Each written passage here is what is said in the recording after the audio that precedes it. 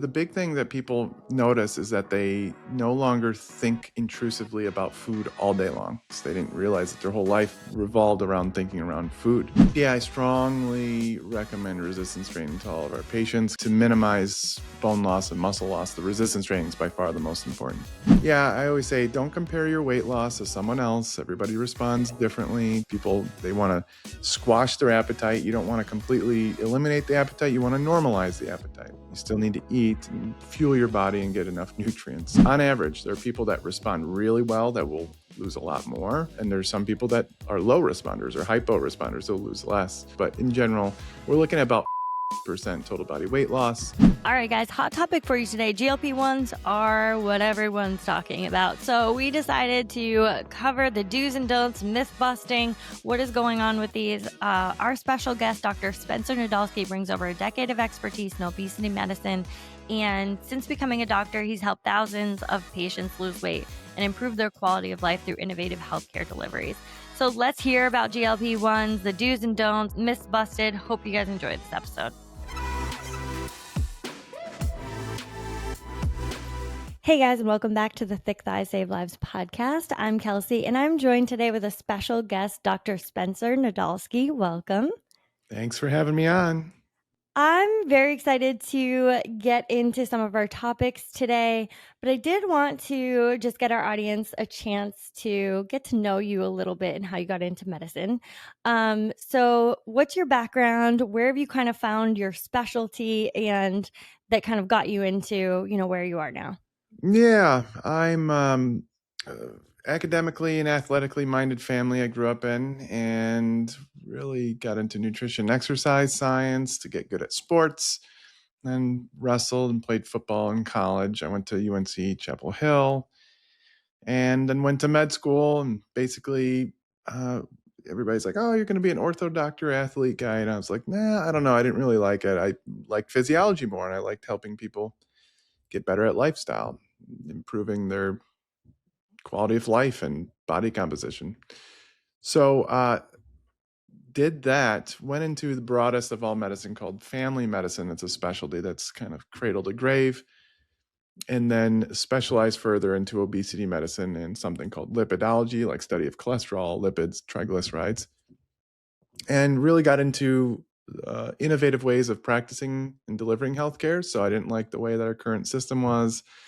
Seemed archaic, so I got into telemedicine, and since like fitness coaches were doing it all online, I was like, I could do doctoring online. So that's what I did. Created a few companies so far, and having fun doing it.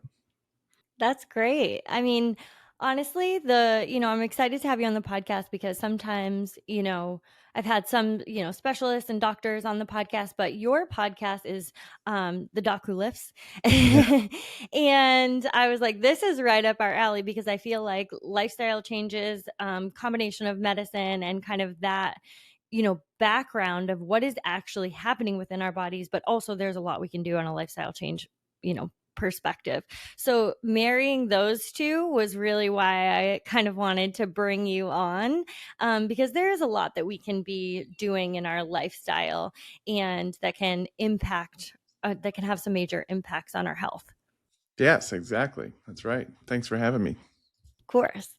So I mentioned you started a podcast. Why did you decide to start a podcast and kind of like have some more like interaction with the public?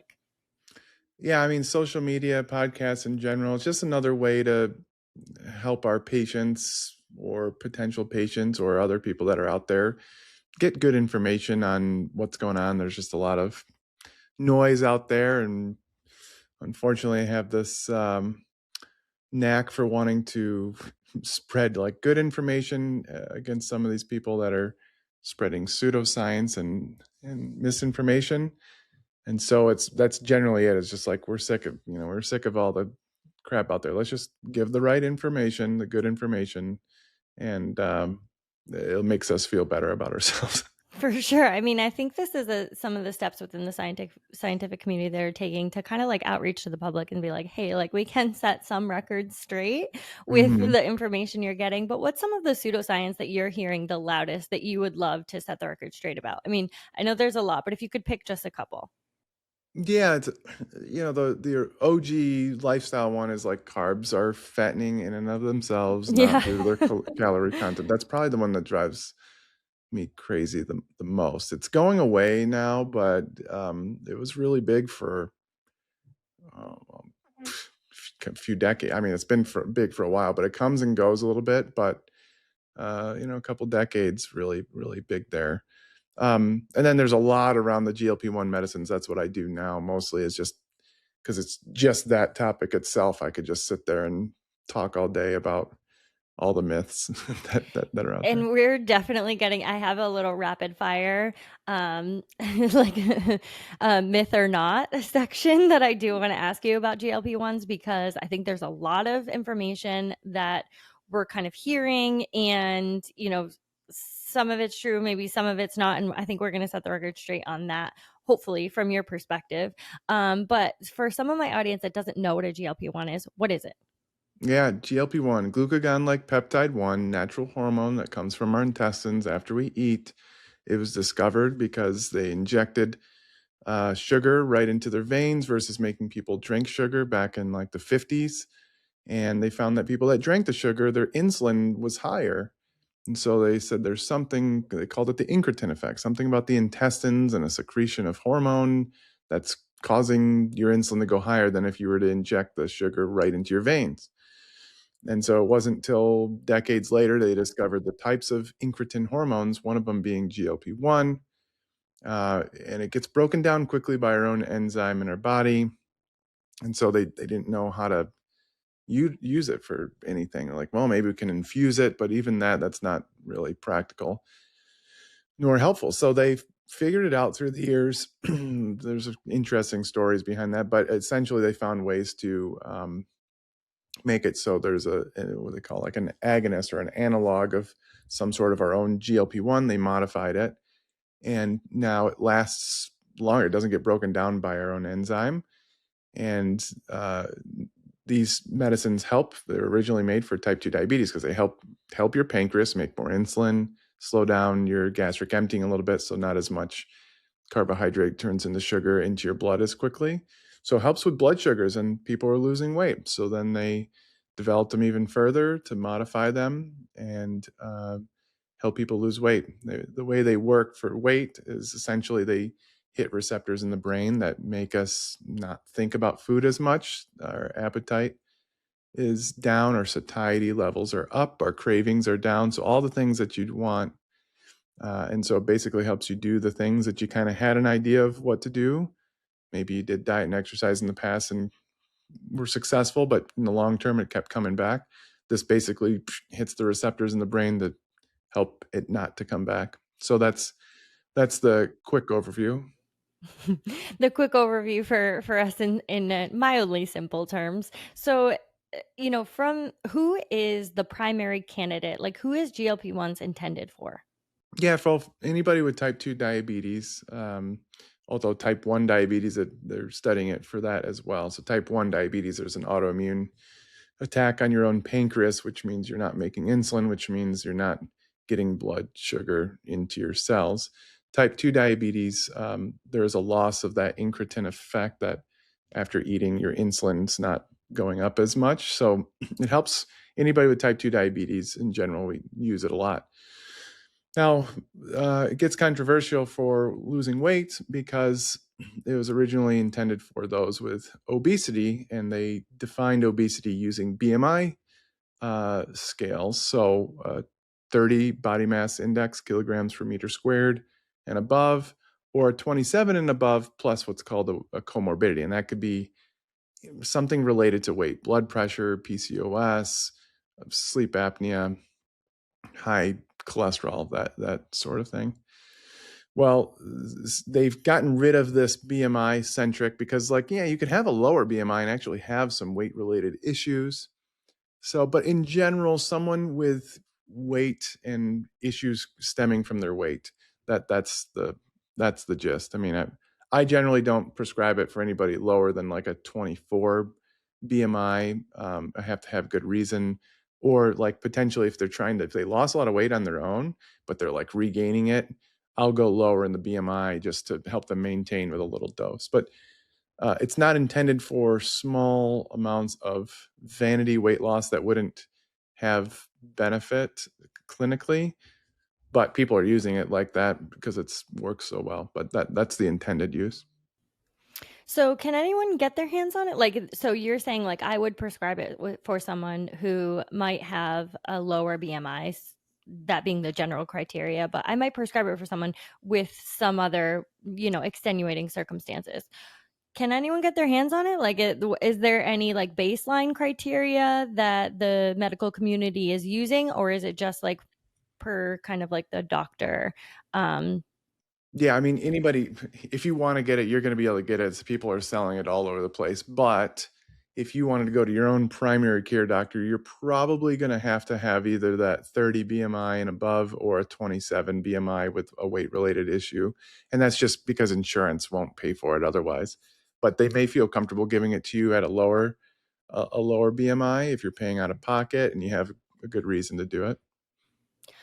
and are kind of all Are they all the same? GLP-1s, are they all the same, or is there some differences between, we kind of like hear like Ozempic, like we there are some kind of like buzz ones that are kind of stealing all the attention right now, but are they all the same? What are kind of some of the differences Yeah, that we should no, know? no, they're different. There are older GLP-1 medicines that we don't really talk about as much anymore. They were twice daily, then finally they got into the weekly. And most people are talking right now about Ozempic, Wegovy, and Mounjaro and Zepbound. Those are the most commonly prescribed ones. So Zepbound and Mounjaro are the same medicine, just different brand names. For Mounjaro for type 2 diabetes, Zepbound for weight management. So semaglutide is Wegovy, Ozempic, tirzepatide is Mounjaro, Zepbound. Semaglutide is a GLP-1 monoagonist, meaning it's just hits GLP-1 receptors. Whereas Zepbound, Mounjaro, which is tirzepatide, that hits GLP-1 and something called GIP, which is another incretin. It's the first discovered incretin, actually. So it hits both of those receptors. There's a bit of a difference, but the gist is that tirzepatide uh, is better at lowering weight, improving blood sugars, and it's better tolerated than the semaglutide by itself. And what kind of weight loss are people seeing? Like, if you're prescribing someone Ozem, or you're prescribing someone a GLP-1, like what are we looking at here? Yeah, so an average semaglutide in the Wegovy dose, 2.4 milligrams. There is a new higher dose, but in general, we're looking at about 15% total body weight loss. So if you're 200 pounds, we're looking at 30 pounds of weight loss. On average, there are people that respond really well that will lose a lot more. And there's some people that are low responders or hypo responders, they'll lose less. Tirzepatide, though, is more like 20, 21, 22% range. So it has an added like 30, 25, 30% or so more power there. And when it comes to is that in combination with lifestyle changes, or is it just like, I mean, I'm sure that can vary across the board, but is that what your kind of prescription is? Yeah, all the studies have pretty much had people do some sort of lifestyle with it. Whether they do it or not, can't say for sure, but all the studies, they try to incorporate that. So talk me through what that looks like. So someone is prescribed a GLP-1, they lose, 30 pounds or so, if that's, somewhere that is doable for them. After that, what happens? Do you stop taking it? Do you go to a lower dose? Like, what are we doing here? Yeah, some people will stay on the highest dose because and there's no reason to go down in the dose unless it's for financial purposes or side effect management. Or if somebody just has like the personal preference, they want to be on the least amount possible. But most people, once they started, they're like, I don't want to stop this. So most people will stay on some form or fashion of the drug, whether it's the highest dose or a very low dose that's spread out. Some people may try to come off of the medicine, and if they're trying to get pregnant or financial purposes. But most people, and they've studied this pretty well, most people will have to continue being on a medicine, whether it's the highest dose or some form of it. So are they continuing to lose weight, or is that more of a maintenance? Yeah, once it's generally people will meet the maintenance, and that's where they'll try to stay. So you mentioned some side effects there. What are some of the common side effects that someone might experience when on a GLP-1? Most common by far is nausea. It starts the most in the beginning and whenever you go up in a dose, but it tends to go away for pretty much most everybody throughout the months and year or so. Some people continue to have it. It's rare, but that's the most common. There is constipation, and that doesn't tend to go away, so you have to stay ahead of it with plenty of fluid, physical activity, and fiber, of course. There's reflux and diarrhea. Those things are common. Those are by far the most common things we see. Yeah. So, I mean, you talked about some constipation there. So, essentially, part of GLP-1s are slowing digestion, right? Why might we want to slow digestion? Uh, we don't necessarily want to, like for type 2 diabetes patients, it helps decrease the amount of glucose that's getting into the blood. For uh, your person trying to lose weight, it might help a little bit with feeling full. It doesn't help with the satiety effect, like, oh, I'm satisfied, I'm satiated, I can stop eating. Because some people can feel full without feeling satiated. You eat a huge salad without any dressing or cheese or anything on it, and you're just eating a bunch of lettuce, you'll feel full while not being satiated. If anybody's ever done that, I've done that before. Um, yeah, that's that. In general, though, it goes away. By the way, the slowing of the gastric emptying gets closer and closer to normal the longer you've been on it.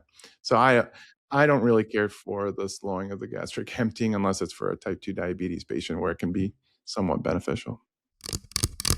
So, you already know we make the best workout gear, but one of our best products, our highest rated product on our website, is actually our collagen. If you have not heard about Glow Up by CVG, you are missing out. There is almost 700 five-star reviews on this product because it is such an amazing supplement. Actually, looking at it today, there are only 2 one-stars that were meant to be 5 stars. They love the product, they hit the wrong amount of stars. This is one of our most popular products for a reason. It dissolves like no other collagen. It's type 1 and 3. You're gonna have healthier skin, better joint mobility. Everything about this collagen makes it easy to put into your daily routine. So if you haven't tried Glow Up, get on cvg.com and make sure to add it to cart today. It's our best product. So I guess when you're saying like most people are staying on it, is this kind of like forever? Do we have some like long-term research on that, or is this just kind of like an open-ended, like once you kind of like go on a GLP-1 and you want to get off, are you expected weight gain, or how would you kind of coach someone if they were thinking about maybe coming off? Yeah, so in general, people, the studies have been, they've been out for 20 years or so. So that looks promising, and everything seems to point to improved, fewer heart attacks, strokes, kidney disease, liver disease, and that sort of thing without any weird smoking gun of cancers of something. That's what people were worried about. Like, oh, we're messing with the pancreas now. Who knows? So far, there's nothing like a smoking gun. The trials that we have gone multiple years now and looking really good. But if somebody wants to come off, and again, it's usually financial. They usually, once they start it, they like the way they feel. But if they want to come off, it's a similar to what you would do for any lifestyle, trying to maintain somebody's um, hunger and satiety and energy levels. So you would focus on wholly unprocessed, uh, nutrient dense, low calorie density foods, vegetables, fruits, lentils, beans, lean protein. Same thing we already kind of preach with people that don't want to use the medicine. And then exercise, of course, a lot of physical activity. Excellent.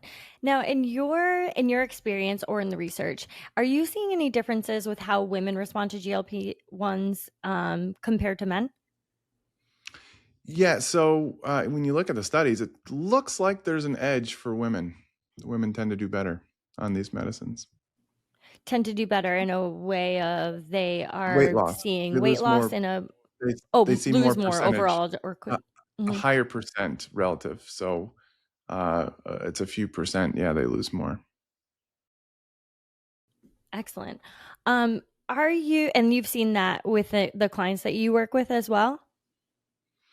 Yeah, I'd have to do the analysis on my patients because I have a lot of guys that do really well too, but I have a lot of. I mean, the thing is, the majority of my patients are women. It's when you look at the trials, it's mostly women that sign up. I have a mix of like 70-30 women to men, but in general, I mean, I have a lot of. I would have to do the analysis. It's just when you look at the trial data, where you have thousands of people with a randomized trial, and you compare it, it shows that the women do better. But I get both. I mean, I have some guys that haven't done well. I have some guys that have done really well. I have some women that have done really well. I have some women that haven't done well. I wouldn't know unless I did the whole analysis, though. So when it comes to GLP-1s and women, so that, opens up the conversation to hormones and perimenopausal, menopausal women. Um, do GLP-1s have an effect on hormones? Are we looking at specifically women within these kind of age ranges of perimenopausal or menopausal women? Um, Thoughts? I don't think that drugs have an effect necessarily on like estrogen, progesterone, or necessarily testosterone. Although in men, it will increase testosterone as they lose more adipose tissue or fat. But there are GLP-1 receptors in the brain, the, and the ovaries, potentially the uterus. So, like, we do see changes in menstrual cycle when people start using these medicines.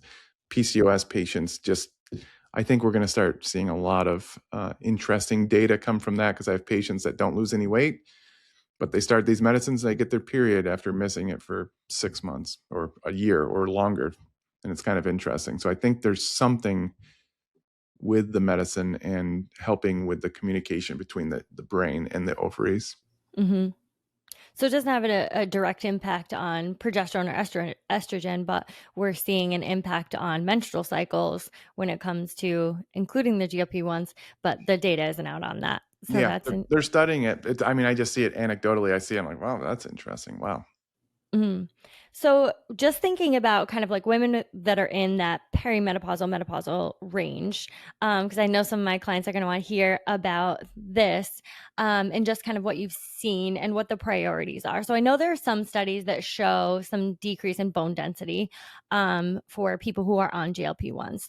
So I mean, kind of what's your thought on this? Is there a way that we can avoid this? Is this people that are in this range where like that is not something that they want to experience in life? Should they steer clear of GLP-1s? What's your thoughts?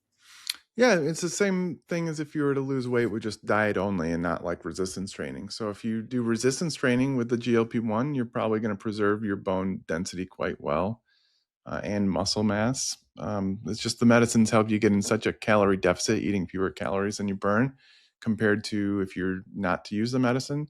So that's why we see these changes.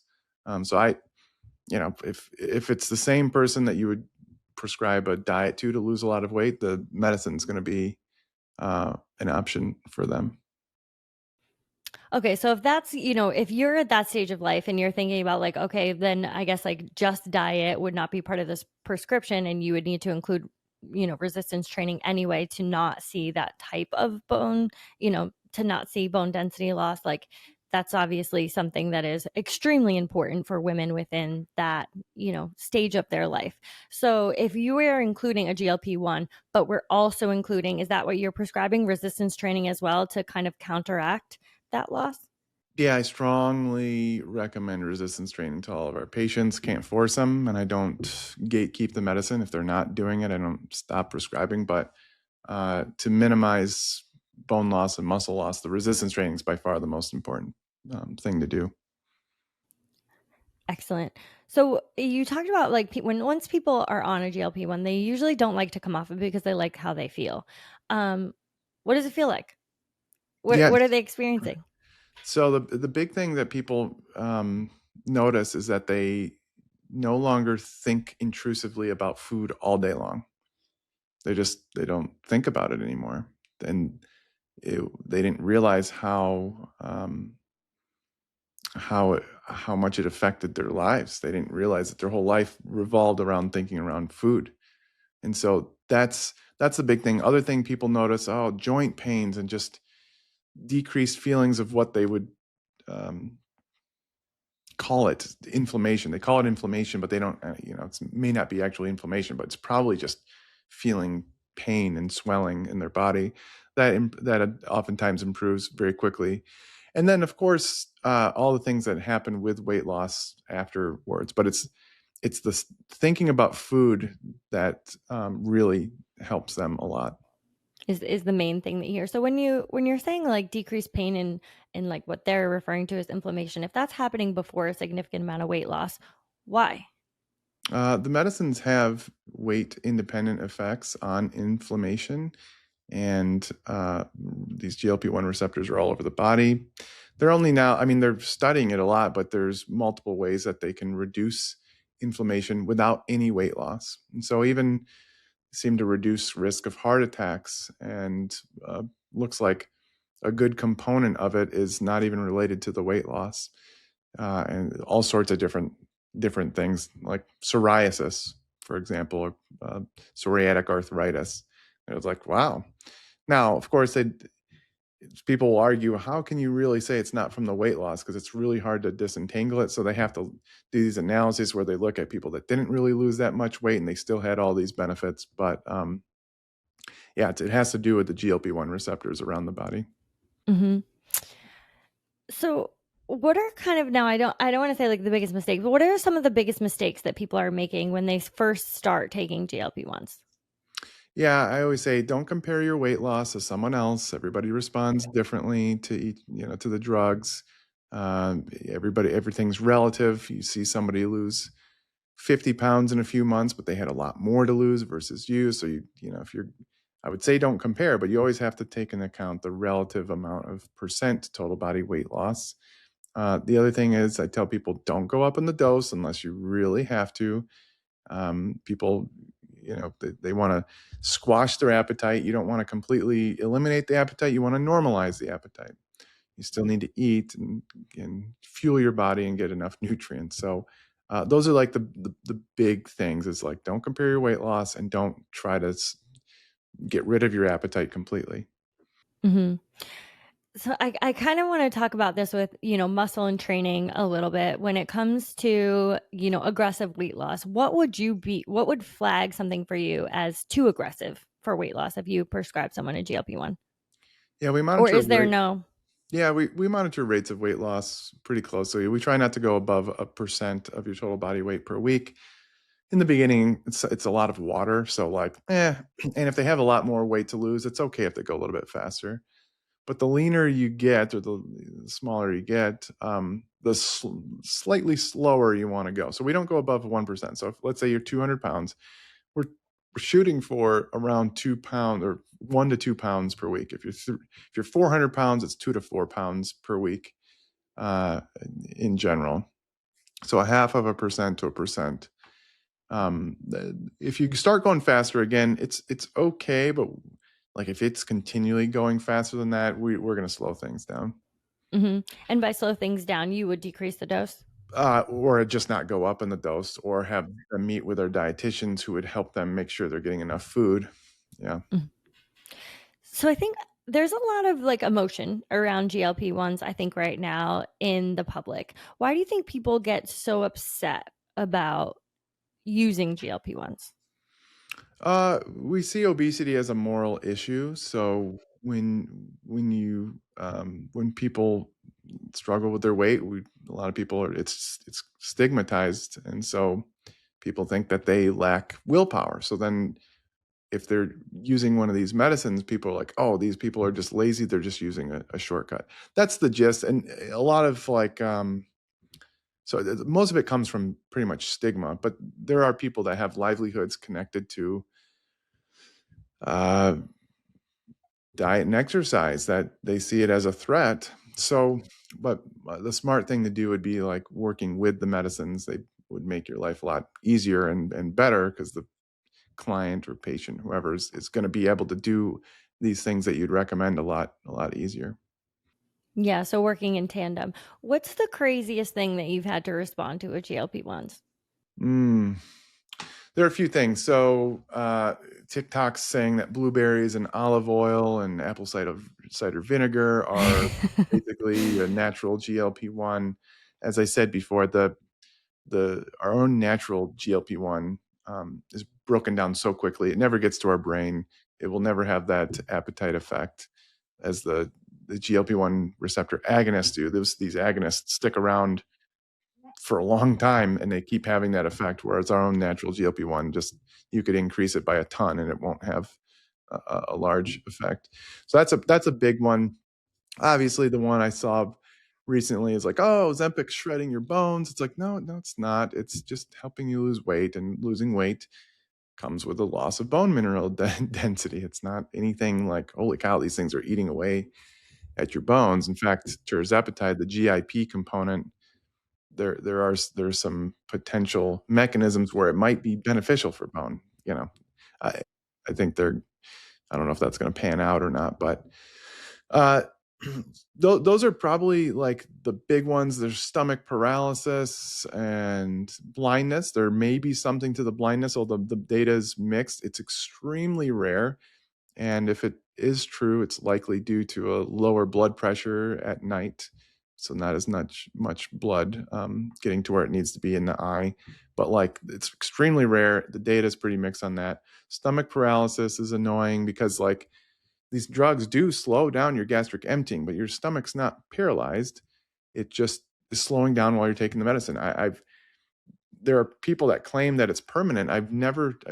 It's never been shown in the studies. I've had thousands and thousands of patients. I've never seen it. I've tested for it because there are some patients I'm like, I wonder if they're, despite coming off, they're having issues, but their gastric emptying studies where they see how well their stomach is emptying were fine. So those are probably the main thing. There are other things, but those are what I see most of. Mm-hmm. Now, that was part of my myth or muse. So GLP-1s are destroying bone health. Mm-hmm. Is that myth or muse? Myth. I mean, again, beyond nothing beyond the weight loss that they induce. How about GLP-1s are making people less active? Potentially at high doses, I see a flatness effect where they don't want to do hobbies and things that they enjoy, and that might include exercise. But it's relatively rare, and for most people, the GLP-1s will actually improve their activity levels because they'll feel like doing stuff now. Mm-hmm.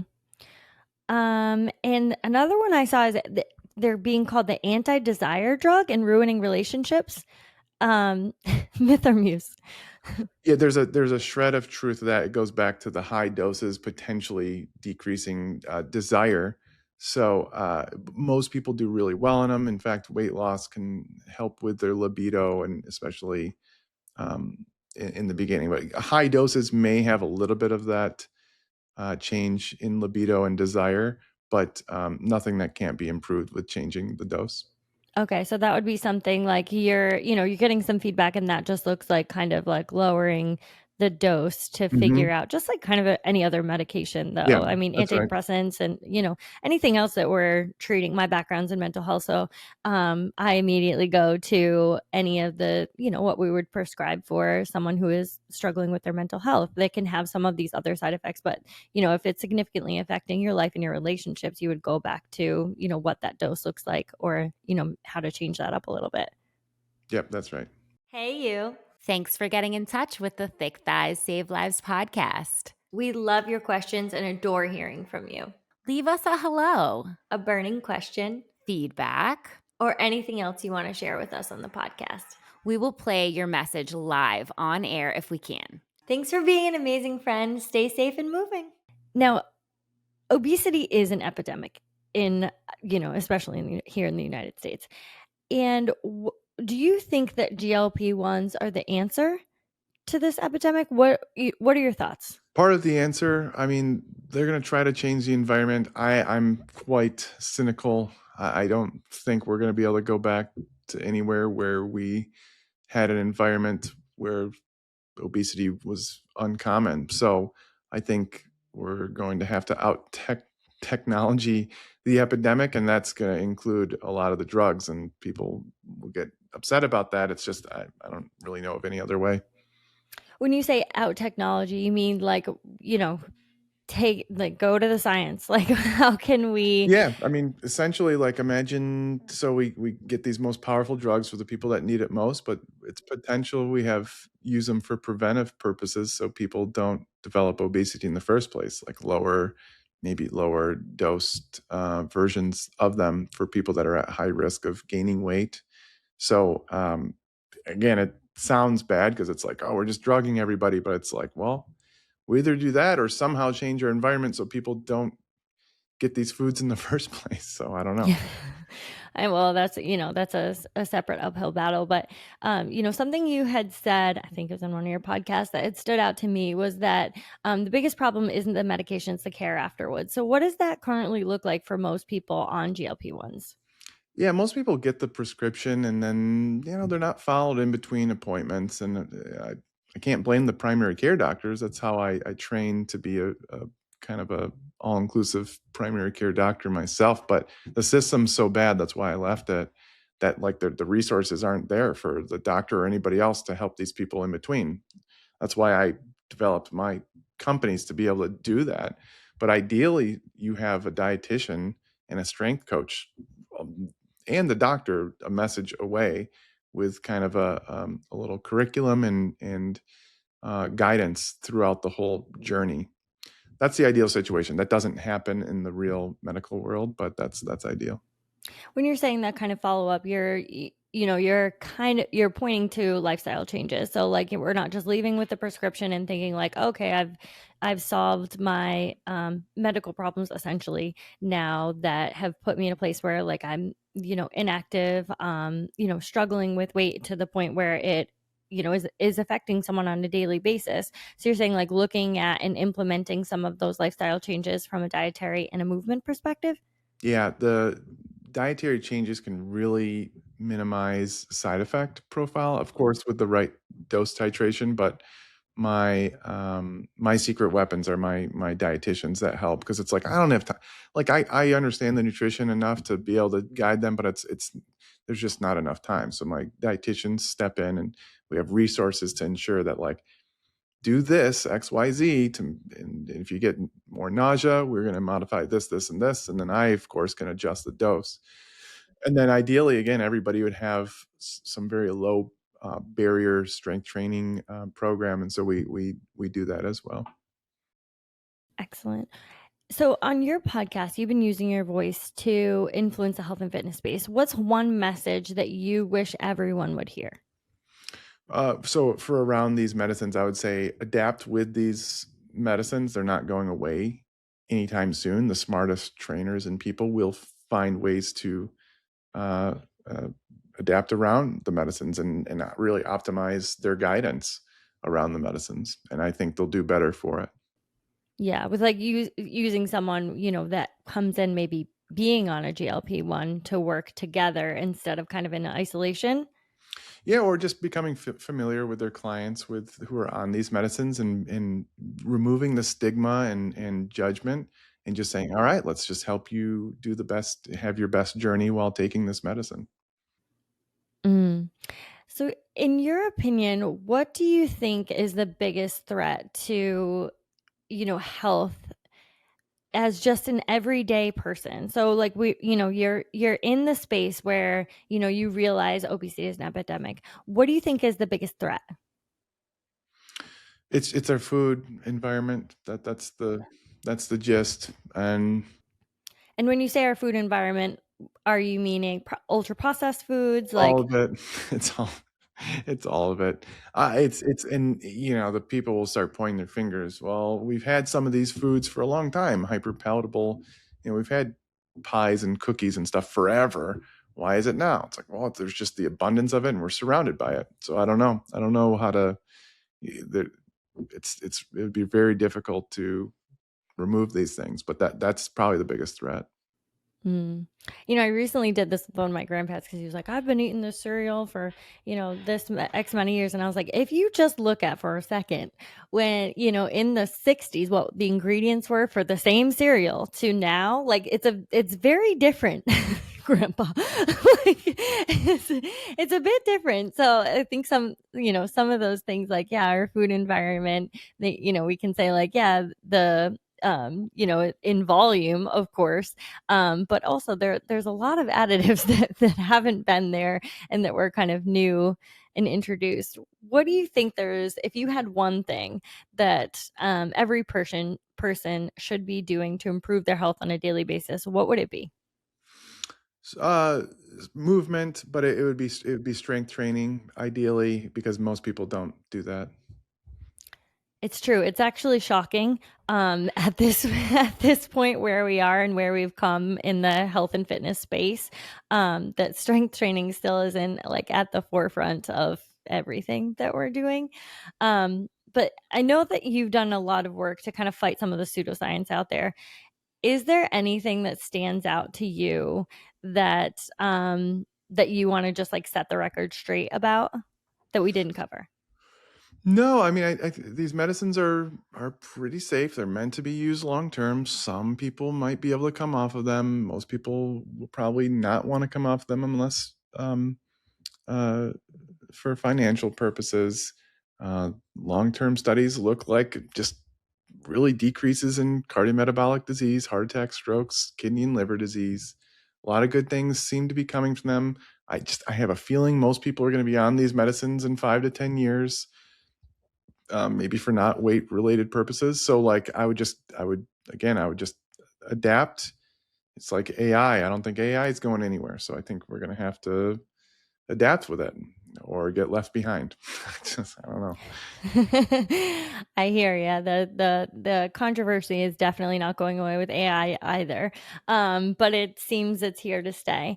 Well, thank you so much for shedding some light on some of these topics. I know that this is kind of a large it's a big topic, and I think there's some things to kind of peel back the layers on and just kind of like have more of an understanding, even if these type of GLP-1s may not be for you. But there is some understanding similarly to AI. So where can people hear more from you? Where can my listeners hear more from you and find you? Yeah, I'm on Instagram at Dr. Nadolsky. You can listen to my Docs Who Live podcast. You can check out our clinic at joinvineyard.com. And those are the best places. Excellent. I'm going to link those in our show notes, but I just wanted, if you're listening in the car, that you might be able to, have that in and check out more from you. So thank you so much for coming on the podcast today, You got and it. joining us. Thank you.